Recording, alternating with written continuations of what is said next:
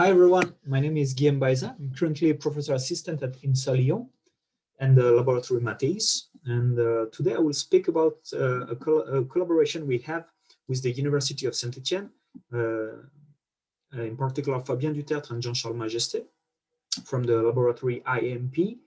And this collaboration is all about studying the impact of the interface between filler and polymer in SBR silica nanocomposites, which are materials famous for their, let's say, role in the rolling band of tires. And you see that Michelin is also a partner of this collaboration. So I'd like to start with some societal issues and the fact that for this kind of material, we need to decorrelate the properties, and in particular, G prime and G double prime in this case. So to increase the wear resistance, for example, you want to increase G prime. To increase the wet grip, then you want to dissipate. So you will also be interested in increasing G double prime at high frequency. But on the contrary, at lower frequency, when you go to a normal speed on the highway, for example, you want to decrease G double prime so that you can limit the rolling resistance and save some gas. Also, at larger deformation, it is important to have different properties in comparison with in the linear regime. So in the linear regime, let's say a small strain, then you don't want the tire to dissipate too much energy. On the contrary, if you have a big obstacle or something, you want to stop the vehicle, so you may be interested in dissipating quite a lot of energy. And the best would be to control and to decorrelate the properties in the linear regime and in the nonlinear regime. So if we plot this kind of philosophy on a G prime, G double prime graph, this is pretty much what we have. We have G prime, G double prime. Of course, in the case of tires, then the SBR is cross-linked, so there is no terminal relaxation. And in a particular frequency window, which corresponds more or less to a particular speed window, which is, let's say, around 90 kilometers per hour, and this corresponds more or less to from 10 to 100 radians per second. So here we know that we are in the rubbery state of our tire at room temperature. And so if we want to increase the wear resistance, as I said, then we would be interested in increasing G prime. At low frequency, so when we go at normal speed, then we would like also to reduce the viscous loss so that we can keep the energy in the vehicle. And typically this is done by decreasing G double prime or increasing the wet grip for safety, for example. Which means increasing G double prime at higher frequency. This we know we can do by tuning the formulation of the nanocomposites, and in particular by putting more or less silica within the SBR, or by tuning the interaction between the silica and the SBR. For example, famous example is the covalent grafting of the SBR through what people call D3 function, which is nothing else than a silanol that will combine with the OH group at the surface of the silica. And therefore, we will have the chains grafted onto the silica, and therefore steric repulsive potential that makes, in the end, you see here in the 100% D3, a nice silica dispersion in comparison with when the polymer is not functional at all. So some years ago, we found an important result in those materials, telling us that the parameter governing the structure of the silica was nothing else than the grafting density, which corresponds here to the percentage of functionalized chain divided by their molecular weight. So typically two examples. On the left here, we have long chains of SBR, which are all functionalized, and they can be grafted onto the silica surface. And on the right, we have only half of the chains which are functionalized, but they are shorter. And so in the end, we have the same grafting density. And we do this, what we found out in 2014 in this paper, macro letter, it's that we had the same silica structure. So here TEM of two different materials is showing that we have the same silica structure. Of course, TM is not enough, so we went for some small angle X-ray scattering experiments. And here we see that for 3 different grafting density, every time we have 2 samples, and we see that they have more or less the same structure. So keep in mind that those materials, they are industrial materials, they are not model ones, and therefore this is obvious from SACS that they have the same structure. Even more interesting is that for a given structure, what we found out is that the Plateau modulus here, G prime, was constant. So here again, for three different couples of materials having different grafting density, G prime is the same, while at the same time, G double prime is different, which means that we can keep here G prime constant and diminishing G double prime by simply increasing the molecular weight of our polymer. Of course, by changing the molecular weight, then we change the relaxation spectra, and therefore it's possible to have a first decorrelation in a limited frequency or temperature range between G prime and G double prime. A couple of years ago, we started to work with a new formulation in which we had only non-functionalized polymer. So here it's SBR with a molecular weight close to 250 kilogram per mole, and some PPG, small chains of PPG, 4 kilogram per mole. So by mixing those ingredients with the silica in an internal mixer, just like what we did previously, so for between 5 and 10 minutes, 130 degrees Celsius, then we obtain nanocomposites that we can then hot press so that we get films that we can investigate from a structural and rheological point of view. Here, it's important to note that we've been using roller rotors, which are very sharp and gives a lot of shear stress within the internal mixer, so that we have kind of optimized silica dispersion. What is interesting when we look with the TM at those materials, which contain 15% in silica, 15% volume in silica, here that's what we get for the material which does not contain any PPG. So that's the typical structure for these kind of nanocomposites. Then by adding a little bit of PPG and more and even more, then we see that globally the structure remains the same, at least when we look at it in TEM, but that we start to have some white dots. If we zoom in on the bottom row here, we see that we have white dots appearing in the silica aggregates, and eventually they become white domains here. It's very clear when we put a lot of PPG. And so this is suggesting that the PPG adsorbs onto the silica surface, which was expected somehow because, of course, the PPG is more polar than the SBR, and so it likes the silica surface. Just to remind you what is a different structure when I speak about those materials, here you have different silica structure. On the top row, you have more or less the same structure. So to finish, to convince you that here the silica structure is not changing when we put more and more PPG, then we can go also for a small angle X-ray scattering in this case. And what we see here is that those 5 diffractogram, they have more or less the same, they show more or less the same intensity as function of the scattering vector Q, which is confirming that the silica structure is not impacted by the fact that we put PPG chains at the interface. Here we can remark that we have the typical two-level organization with the beads, elementary beads here, which has a radius close to 13 nanometers, and the aggregate, which has in this case a radius close to 75 nanometers, which is again typical for this kind of materials. So here the big message is that you can put a lot of PPG, you do not change the silica structure, while you do change qualitatively the composition of the interface. If we zoom in some TEM micrographs here, what we see is that we have those white domains, okay? And so then we can calculate very simply what would be the average shelf thickness. So here, assuming that the PPG can penetrate into the aggregates, it can cover completely the elementary beads, then we would get something close to 5 nanometers. On the contrary, if we assume that the PPG cannot penetrate the aggregates and remain at the surface of the aggregate without going inside them, then we consider the radius of the aggregate instead of the radius of the particle, and what we get is the shelf thickness, which is close to 30 nanometers.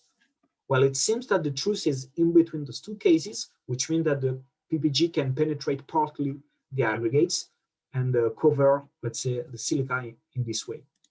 This is confirmed also, the phase separation is confirmed by DSC, where when we put a lot of PPG, we can clearly see emerging the second glass transition. So here you have the glass transition of the PPG, and here, of course, the glass transition of the SBR, which is something like 15 or 20 degrees above. Now, if we investigate the linear properties, so we know that the silica structure is the same, and we know that we have different interfaces, but still, when we look at G prime here, so with the same silica content, we see that we have no significant modification of G prime. Actually, we have a factor 1.7 between the highest and the lowest data here, but in between, the signal is evolving erratically with the PPG content. So this is kind of error bar for our materials. And of course, when we look at G double prime, we have pretty much the same conclusion, apart from the fact that, of course, close to the glass transition of the PPG, then we have some different signal. So I showed you before that the TG was becoming clear when we put a lot of PPG. The TG of the PPG, becomes clear when we put a lot of PPG. And therefore, of course, in rheology, we also see this kind of effect. So the structure is fixing the linear viscoelastic behavior, just like what I showed you before when we had the same grafting density. Interestingly, when we go to high deformation, and here quasi-static tensile test, then we see that we have a dramatic effect of the PPG. So by changing the composition of the interface, although there is no impact on the linear regime, there is a huge impact at high strain. And here in particular, we have a drop of the mechanical properties when we increase the fraction of polypropylene glycol. And this may look like a lubrication effect. I will speak about this in a moment. Even more interesting, now if we vulcanize our materials, of course, now if we have vulcanization, it means that the material is almost the same as the true material that we have in the rolling band. Then we have the same effect in the linear regime. Here we see that G prime and G double prime, they look very similar again. And again, if we go for a quasi-static tensile test, then we have qualitatively same effect. Of course, now the curves are diverging because the network is vulcanized. But you see that by putting more and more PPG, we make the material weaker and weaker at high strain. So this is telling us that both in the crude and vulcanized materials, when we put PPG at the interface, we make the reinforcing network of silica weaker and weaker. Beyond the filler, so there is also the polymer structure, which is changing. And in particular, when we do the vulcanization, then we know that we may have some cross-link heterogeneity in the materials. So here on the left, on the graphs, you see that's the evolution of the storage modulus here in tension as a function of time during the vulcanization. And what we remark, the striking effect of adding PPG is that we have a delay in this upturn of the storage modulus. So basically that the vulcanization takes a longer time to occur when we put PPG at the silica surface. And this was understood as as kind of effect of masking the silica surface, which usually acts as a catalyst for the vulcanization. So if you put some PPG adsorbent to the OH groups, then those groups, they will not be able to help the vulcanization to happen, and therefore the vulcanization will be delayed. On the right, what you have is the typical kind of artist view of a vulcanized network, which contains also some nanofillers. So here we may expect that by changing the kinetics of vulcanization, then the structure of this network will be impacted. Well, if we do double quantum NMR experiments, what we see is really remarkable, because we see the same signal, which is typical of a given cross-linking density distribution here, while the kinetics of vulcanization are quite different, which means that if you change the kinetics, there is no significant impact on the polymer network. So to summarize, in those materials, vulcanized materials, we have the same silica structure that I showed you before in TEM and SAX, and we also have the same polymer network, apparently from DQ-NMR. And so this is telling us that the fact that we have very different nonlinear mechanical data is only due to the fact that the composition of the interface is different, and it's not due to any structural effect at rest. So this kind of decorrelation between those properties that usually they are strongly related in nanocomposites. Like you cannot change the interface without changing the structure of the polymer or the silica. Well, in this kind of system, it seems that it's the case. And so it allows us to better understand the physics behind the reinforcement at low deformation and high deformation. So just to convince you that there might be some lubrication effect, what we did is to measure this kind of supermaster curves in which we have DMA, so from the glassy state, rheology in the rubbery state, and then creep experiment at very long time on crude materials.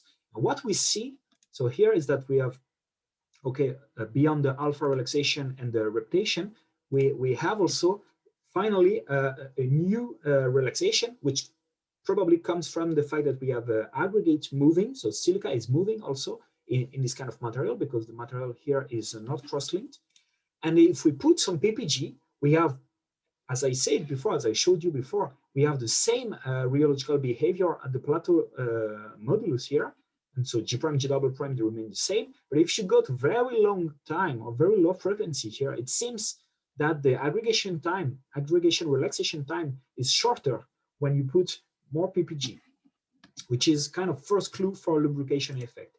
Indeed, what we imagine is not that the aggregate can really move like this, can diffuse, and more particularly when the material is cross-linked, but that it has some possibility to rotate and to relax the stress in this way, even in the vulcanized material. And when we have a kind of silica network, the connection between two adjacent aggregates, they become weaker when PPG is absorbed because they allow somehow the motion at the aggregate length scale of the silica. Therefore, when you start to stretch the material in quasi-static condition, then you will have a kind of faster decohesion of the silica network, simply because the aggregates, they have some freedom to move. So in conclusion, I showed you that the independent control of rheological property was possible.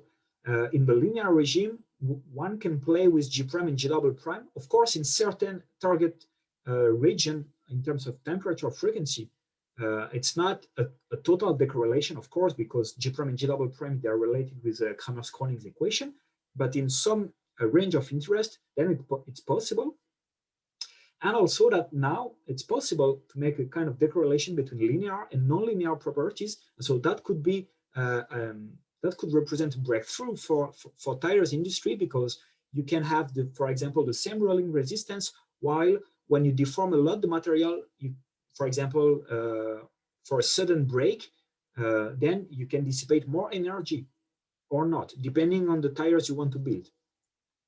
And then in terms of fundamental understanding, then we've seen that the soft interface do not impact the rubber elasticity, so the linear regime, while they improve the lubrication and they dramatically impact the nonlinear regime. Also, there is a big question which remains: what happens between the kinetics and the structure of the polymer network? Is there no correlation? Well, it seems that what we found out is that when you change the kinetics of vulcanization, there is no impact on the polymer network. Is it really possible? So we believe that we need to go deeper into this direction and try to understand with other material if it's really true or if it's just for this particular formulation. That would be also very important to understand. In terms of perspective, so the non-compromise quest, what I call the non-compromise quest, is the fact that we can decorrelate G prime and G double prime, and we don't necessarily have to find a compromise between G prime and G double prime is in progress. And so to go deeper into the understanding, one could perform a Laos test, so to measure the larger dissipation at large amplitude strain. So I showed you only quasi-static test today, but one could also be interested into oscillatory test, of course, because the rolling band is solicited at a given frequency, just like in the linear regime. We are also very interested in probing silica dynamics. So the motion of aggregates with XPCS, for example. So some work has been done in this field. For example, in the case of stretched elastomer, where people showed that the aggregates was not moving isotropically. This is also of interest. And as I said before, we want to investigate more deeply the network heterogeneities from double quantum NMR. So with this, I'm done. I would like to acknowledge my colleagues, so Laurent Chazot and Jean-Marc Chenal, who helped me with the vulcanization and understanding of the vulcanization process, and Kai Zellweger and Walter Chasse for their help with the double quantum NMR, so in particular for providing some routines, some fundings. Michelin de Klim, which was strongly involved in the microscopy investigation.